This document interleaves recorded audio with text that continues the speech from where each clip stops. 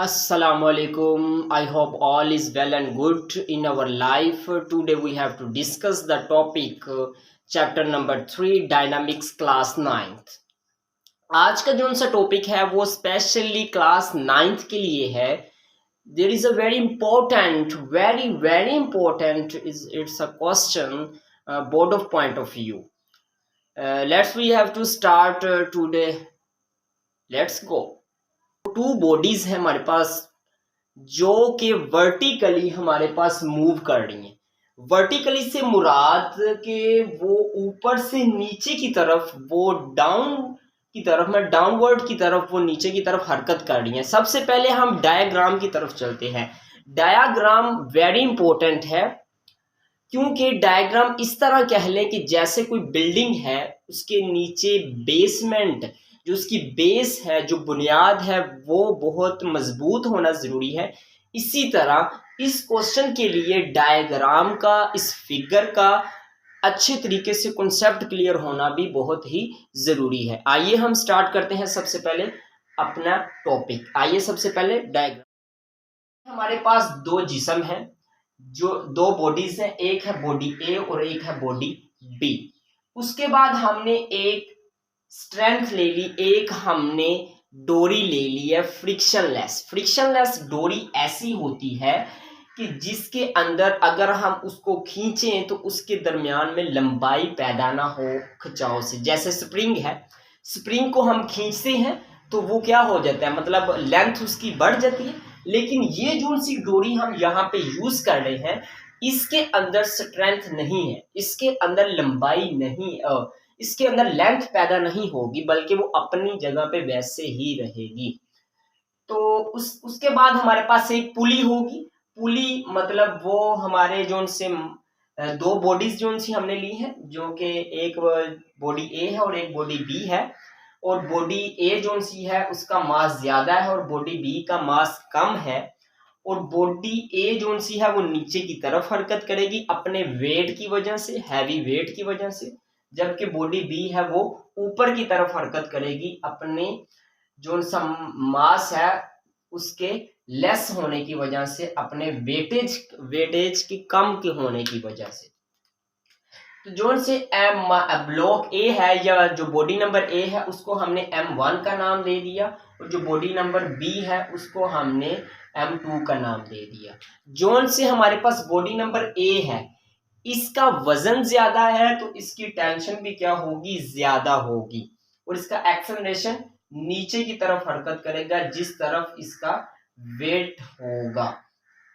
और जो सा हमारे पास बॉडी नंबर बी है उसका वेट जो सा है वो कम है, वो ऊपर की तरफ हरकत करेगा तो इसकी टेंशन क्या होगी, लेस होगी, क्योंकि इसका वेट लेस है. और इसका एक्सेलरेशन भी किस तरफ हरकत करेगा, ऊपर की तरफ हरकत करेगा. आपको पहले भी बताया है कि जो हमारी फिगर, जो डायग्राम है, ये वेरी इंपॉर्टेंट है क्योंकि इसका कंसेप्ट क्लियर होना बहुत जरूरी है. देन आप फिर आगे की तरफ गो थ्रू हो सकते हैं. इसका आपको समझ आना, इसका कॉन्सेप्ट क्लियर होना बहुत ही जरूरी है. नेक्स्ट हम चलते हैं इक्वेशंस की तरफ. जैसा कि जो सी पहली इक्वेशन है वो हमने ली है बॉडी नंबर ए से, जबकि हमारे पास जो सेकंड इक्वेशन है वो हमने ली है बॉडी नंबर बी से. बॉडी नंबर ए में जैसा कि मैंने आपको बताया कि जिस तरफ उसका वेट है और उसी तरफ उसका एक्सेलरेशन है, और जिस तरह जैसा कि उसका वेट ज्यादा है तो इसकी टेंशन भी क्या होगी, ज्यादा होगी. तो इसलिए हम इसको लिख देंगे according to the second law of motion. जैसा कि इससे बिल्कुल पीछे ही, इसके प्रीवियस ही इसके एक टॉपिक है, जैसा कि आपने पढ़ा है second law of motion, Newton's के लॉज पढ़े हैं. तो उसके अंदर हमने ये पढ़ा था F = ma का. तो अकॉर्डिंग टू मोशन के मुताबिक न्यूटन के, तो m1g जो हमारा बॉडी नंबर ए का मास है वो माइनस होगा किसके, टेंशन T के, और इक्वल हो जाएगा m1a के. आई होप आपको ये इक्वेशन क्लियर हो चुकी होगी. ऐसे ही हम दूसरी इक्वेशन ड्राइव करेंगे बॉडी नंबर बी से. जैसा कि मैंने आपको पहले भी बताया है कि बॉडी नंबर बी का वेट जो सा है वो क्या है, लेस है.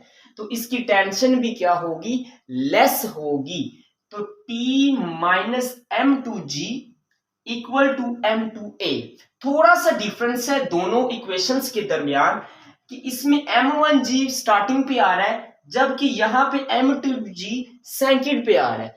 जस्ट इतना आपको कॉन्सेप्ट अपने माइंड में बैठा लेना है कि इस चीज में सिर्फ इतना ही डिफरेंस है, देन आप इजीली इन दोनों क्वेश्चंस को समझ सकेंगे, कॉन्सेप्ट्स आपके क्लियर हो चुकेंगे।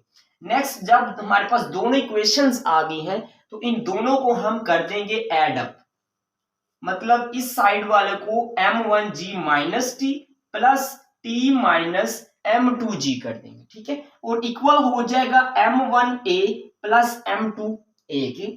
जैसा कि आप देख रहे हैं कि जो हमारे पास सेम चीज है और इनकी जो सिंबल्स हैं वो डिफरेंट है, एक के साथ माइनस है और एक दूसरे के साथ प्लस है, तो ये दोनों क्या हो जाएंगे, कैंसल आउट हो जाएंगे। हमारे पास बचेगा क्या, m1g और माइनस m2g, वो वैसे ही हम नीचे स्टेप में ले जाएंगे और m1a और प्लस m2a भी उसी तरीके से नेक्स्ट स्टेप के अंदर आ चुका होगा।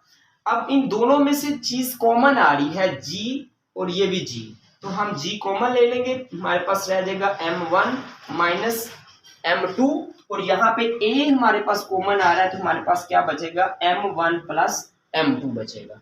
जैसा कि आपको पता है मैथमेटिकली में आपने पढ़ चुके हैं कि हमारी जो सी एक साइड पे कोई चीज माइनस हो रही है तो इधर आके प्लस, अगर प्लस हो रही है तो दूसरी साइड पे आके माइनस, अगर ऐड हो रही है, अगर डिवाइड हो रही है तो इस तरफ आके मल्टीप्लाई, अगर मल्टीप्लाई हो रही है तो दूसरी साइड पे आके क्या हो जाएगी, डिवाइड हो जाएगी। लेकिन यहाँ पे क्या हो रहा है, यहाँ पे हम देखते हैं कि यहाँ पे हमारी जो एक्सेलरेशन है वो m1 प्लस m2 से मल्टीप्लाई हो रहे हैं, तो दूसरी साइड पे जाके उससे क्या हो जाएंगे, डिवाइड हो जाएंगे। तो यहाँ पे हमारी जोन सी है चीज, जो हमें एक्सेलरेशन चाहिए था वो हमें मिल चुका है, जो कि इसका मेन पर्पस था इस क्वेश्चन का।